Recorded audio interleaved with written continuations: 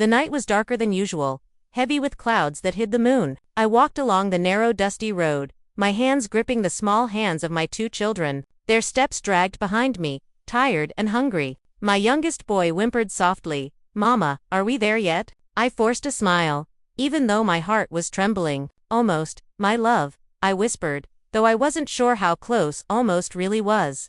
Ahead, a faint light blinked from a compound wall. My sister's house. I could still remember when she first built it, how proud she had sounded on the phone years ago. "Come and see the house, sister," she had said, her voice full of excitement. But life had changed so much since then. I hadn't spoken to her properly in years. Still, she was my only hope now.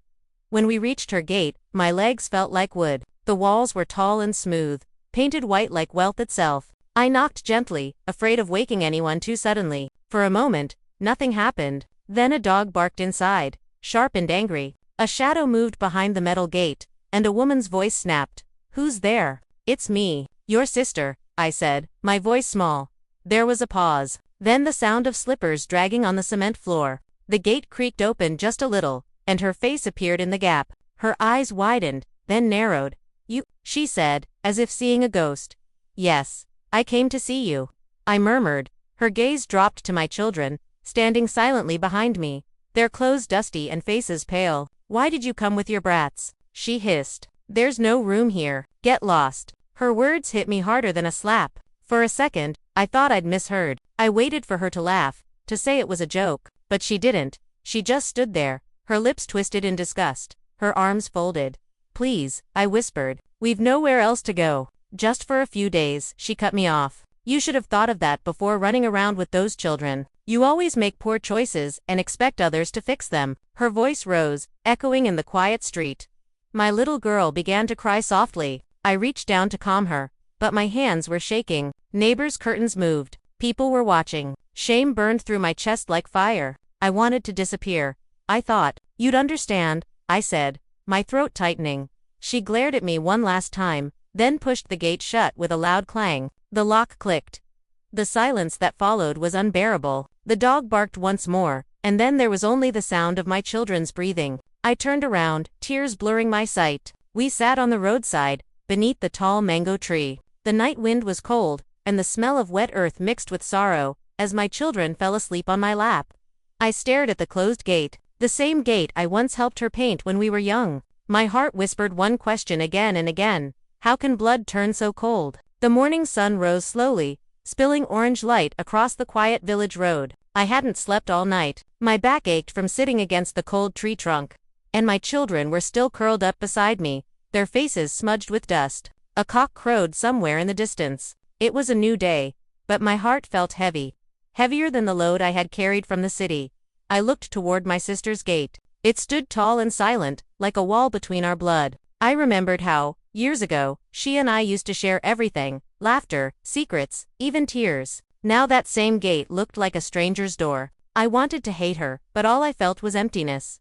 When my children woke, I tried to sound cheerful. "Let's go wash our faces," I said softly. We walked to the community tap a few meters away. The cold water stung our skin, but it brought us a little strength. Some neighbors passed by, whispering and glancing at us. I heard one woman mutter, "That's her sister, isn't it? She threw them out."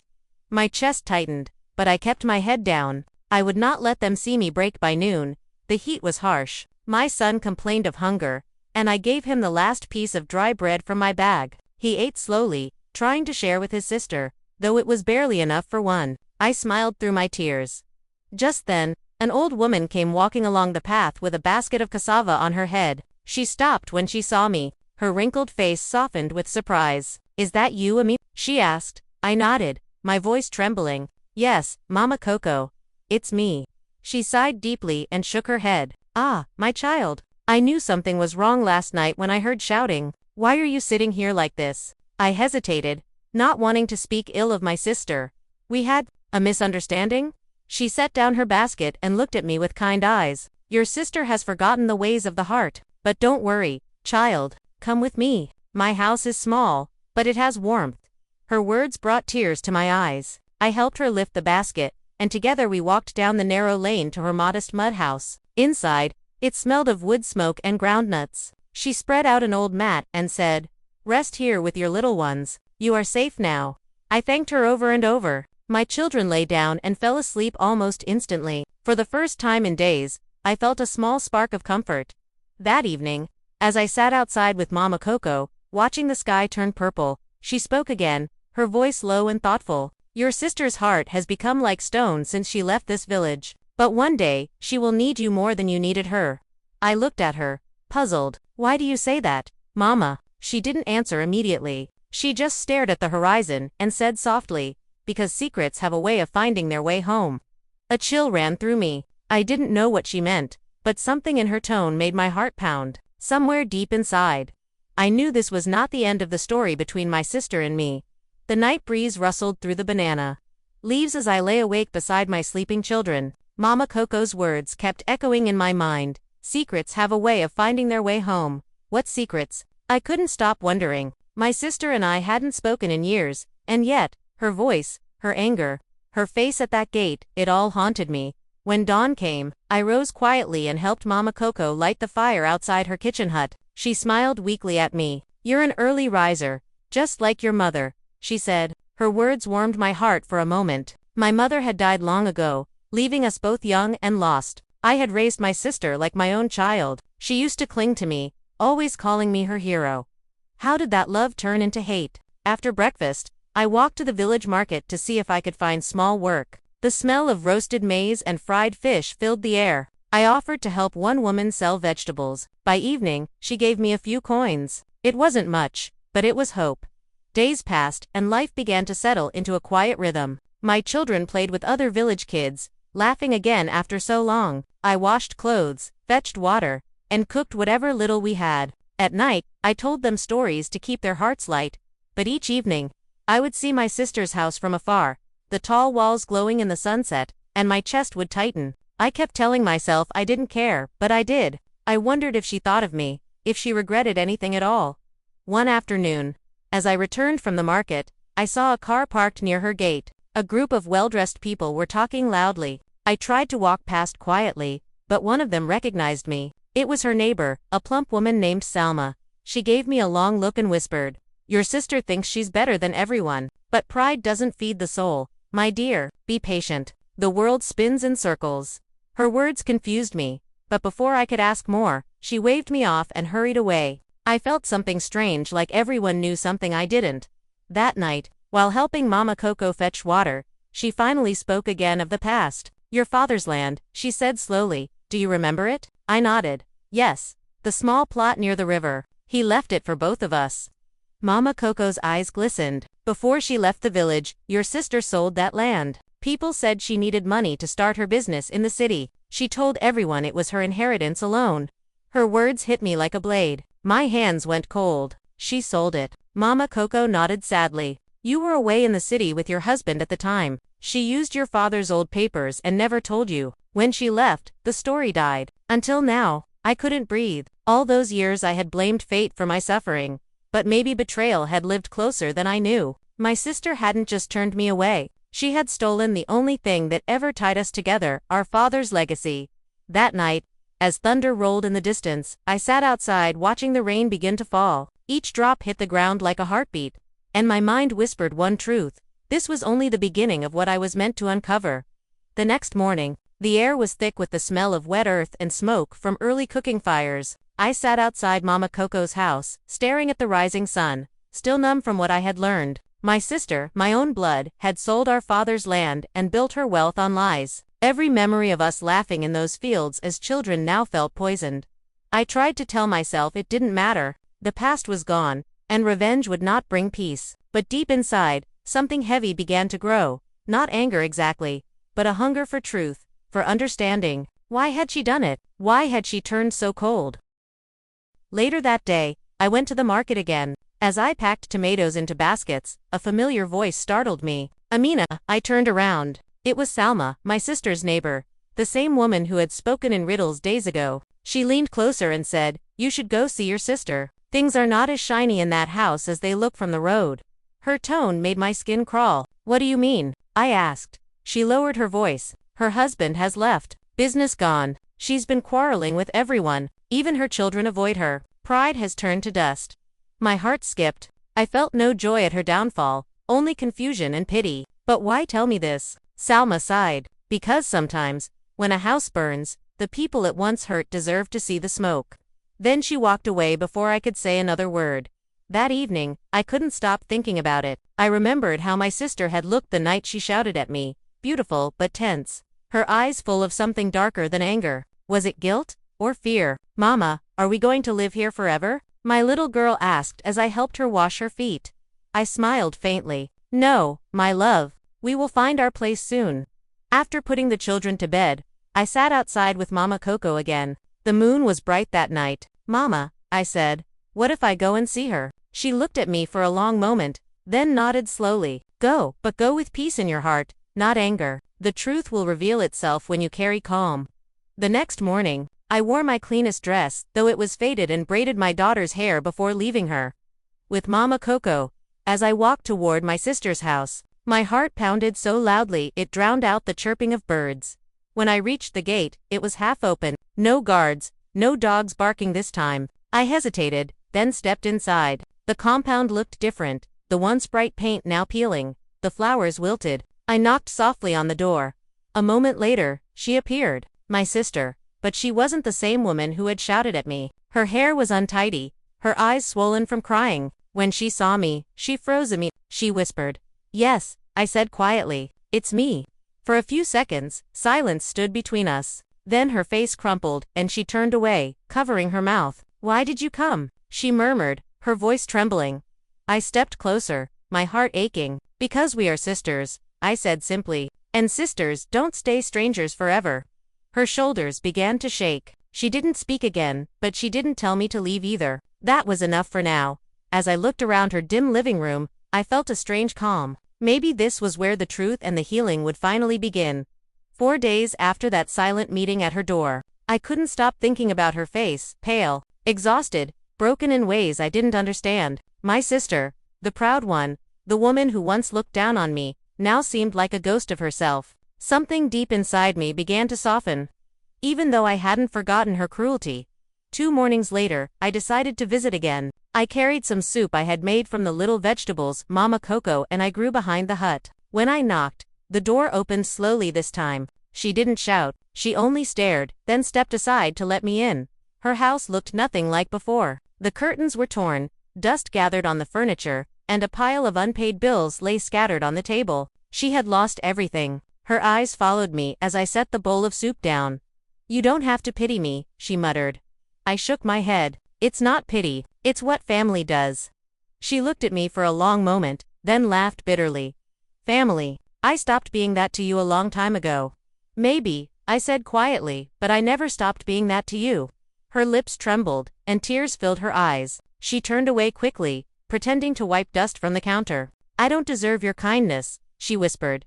I didn't answer. I only stood there, letting the silence speak for me. After a while, she sat down on the edge of a chair. Her shoulders slumped. Everything is gone, she said softly. My husband left after the business failed. The people who used to call me friend stopped coming. I thought money made me untouchable. She gave a bitter smile. Now I see how wrong I was. I felt a deep ache in my chest. This was the woman I had loved and protected when we were children. The one who used to hold my hand when we walked to fetch water. Then she looked at me again, guilt clouding her face. There's something else, she said, her voice breaking. You should know. About Father's land. My breath caught. She couldn't meet my eyes. I sold it, she confessed. I was desperate to leave this village, to prove that I could be more than a farmer's daughter. I told myself I'd repay you one day, but I never did. I closed my eyes, pain slicing through me again. Yet when I opened them, I saw only the fragile woman before me, trembling under the weight of her choices. I know, I said quietly. Mama Coco told me. Her eyes widened in surprise. And you still came? Yes, I said, my voice calm, because hating you would only keep me poor inside. For the first time in years, she wept openly loud, shaking sobs that filled the empty house. I moved closer and placed a hand on her shoulder. She didn't push me away. That moment felt like something breaking, not between us, but within us. The years of pride, jealousy, and silence began to crumble. There was still pain, yes, but under it, a faint warmth began to stir. As I left her house that evening, The setting sun cast a golden glow on the broken walls. For the first time, I didn't see ruin, I saw hope trying to rise from the ashes. The next few weeks passed quietly, but something inside both of us had changed. I began visiting her often, bringing food, sweeping her compound, and helping her fix what little she could not do alone. At first she resisted, but slowly she began to let me in. Just like the light that sneaks through cracks in an old wall. Sometimes we would sit outside in silence, watching the sunset. Other times, she would really talk for the first time in years. "Do you remember?" she said one evening, "when we used to walk barefoot to the river to fetch water? You always carried 2 pots, one for me." I smiled faintly. "Yes, you were too small to carry yours, and I didn't want you to cry." She chuckled softly. "You always saved me, Amina. Maybe that's why I tried so hard to prove I didn't need saving anymore." Her words hung in the air like smoke. I could feel the regret behind them. She wasn't just apologizing for the past week, she was apologizing for the years of distance between us, the children. 2 began to visit her. My daughter would sweep her porch, and my son helped carry water from the well. They called her Auntie, shyly at first, but soon with affection. I watched her eyes soften every time she heard it. One afternoon, while I was helping her wash clothes, she suddenly said, "I want to go back to the village land, to Father's place. I want to see it again." Her voice was trembling, and I could tell this wasn't just a wish. It was a plea for forgiveness. We went together a few days later. The road was long and dusty, but when we reached the riverbank, the memories flooded in. The land had grown wild weeds tangled across the soil, and the old mango tree stood tall, heavy with fruit.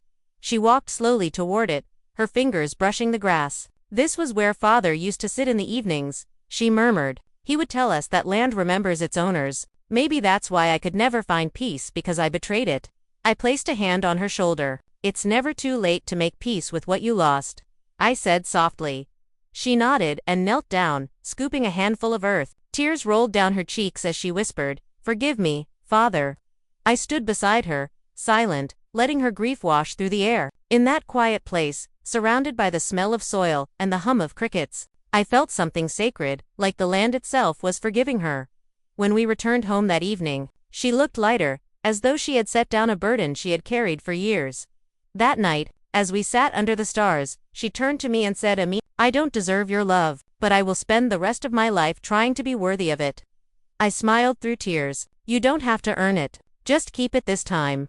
We laughed softly then, like 2 little girls again, fragile, broken, but healing. The moonlight touched her face, and for the first time in a long time, I saw not the sister who betrayed me, but the sister I had missed for years. The morning after our visit to Father's land felt different. The air around my sister's home carried a softness that hadn't been there before. She greeted me with a shy smile, holding 2 cups of tea. "You used to make tea like this when we were little," she said, handing me one. "Too much sugar, not enough milk." I laughed quietly. Some habits don't die easily. We sat together on the front step, sipping in silence. Her children had come back the night before. They were thin, tired, and embarrassed, but when they saw their mother's tears, they hugged her tightly. I watched from a distance, my heart heavy and full at the same time. Life was beginning to turn in ways I never expected. A week later, my sister fell ill. It started as a cough, then a fever. She refused to go to the clinic, insisting she was fine. But by the 3rd day, she could barely stand. I called the village nurse, who came with a small bag of medicines. "She's weak," the nurse said, shaking her head. "Her body has carried too much stress." I stayed by her bedside through the night. The room was dim, lit only by a small kerosene lamp. She turned toward me and whispered to me, "Do you think Father would forgive me?" I held her hand gently. "He already has. You just need to forgive yourself." Her lips trembled as she nodded. Then, after a long pause, she said something that caught me by surprise. "I used to dream about you, you know. I'd see you standing outside my gate, calling my name. Every time I woke up, I'd feel this deep fear like one day, I'd pay for the way I treated you. That night when you came, I shouted because I was ashamed, not angry." My eyes stung. "Then why didn't you say something?" She smiled weakly. "Because pride speaks louder than love, until love learns to shout back." We both cried quietly. The sound of crickets filled the silence between us. The next morning, I prepared her breakfast and fed her slowly. She smiled more that day, laughing softly when my son peeked into the room. The children brought flowers from the field and placed them in a jar by her bed. For a moment it felt like life was kind again. By the end of the week, her strength began to return. She started sitting outside in the evenings, helping my daughter braid her hair and telling stories from our childhood. The laughter that once filled the house came back, not from wealth or pride, but from peace. One evening, as the sun bled into gold across the sky, she turned to me and said, "Amina, I was wrong about everything. Money can build a house, but it can't make it a home. You came back with nothing but love, and that's what rebuilt mine." I looked at her, my throat tight. Then maybe that's what Father meant when he said our land remembers. Maybe it wasn't the soil, maybe it was us. She smiled through tears and nodded. And maybe now, it finally remembers love. We sat quietly, our hands clasped, as the evening breeze carried the scent of blooming mango flowers. The pain was still there, but it no longer ruled our hearts. Something stronger had taken its place, forgiveness. Weeks melted into months, and life slowly found its rhythm again. My sister's health improved, and with it came a calmness I had never seen in her before. The once fierce, proud woman had become gentle, almost fragile in her humility. Her home, though smaller now and stripped of luxury, was warmer than ever. Laughter had replaced bitterness, and peace had found its way through the cracks of our past. One quiet morning, we sat together in the courtyard as the children played nearby. The sun was soft, and the scent of roasting maize drifted from the neighbor's kitchen. My sister watched my daughter plait my son's hair, and smiled. "Your children are beautiful," she said softly. "They remind me of us, before the world changed us." I smiled faintly. Maybe the world didn't change us. Maybe we just forgot who we were for a while. She nodded slowly, her gaze distant. "You're right. I forgot the meaning of kindness when I started chasing what the world called success. I thought money would silence the shame of our poverty, but it only made me empty." I reached out and held her hand. "The emptiness is gone now. You've found your way back." She squeezed my hand lightly, tears shining in her eyes. "Because you came back for me," she whispered, "even after all I did." The sound of her words broke something inside me, something that had been frozen for years. I leaned forward and hugged her tightly. "You're my sister. I never stopped loving you," I murmured, "even when it hurt to remember." She clung to me, her shoulders shaking as she cried. The moment was quiet but powerful, like a wound finally closing. Days later, she surprised me. She called the village chief and asked for help to repurchase a small piece of the land she had sold. "It won't be the same land," she said, "but I want to rebuild a part of what we lost, together." I didn't know what to say. My eyes filled with tears. It wasn't about the land anymore. It was about redemption. When the land was finally secured, we planted young mango trees side by side, one for our father, one for our mother, and one for our forgiveness. As we covered the roots with soil, she smiled and said, "Every fruit this tree bears will carry our story." I nodded. "And maybe one day, our children will sit under it and remember that love is stronger than pride." That night, as the stars bloomed over the quiet village, I sat outside with my sister, watching the fireflies dance above the grass. The pain of the past had softened into memory, and what remained was peace, not the peace that comes from forgetting, but the kind that comes from understanding. She looked up at the sky and said, almost to herself, "That night I shouted at you. I thought I was throwing you away, but God was sending you back to save me." I smiled, my heart full. "Maybe we both saved each other," I said. The wind whispered through the trees, gentle and forgiving. Somewhere in the distance, a baby cried, a dog barked, and life continued. But in that small corner of the world, two sisters finally found their home again.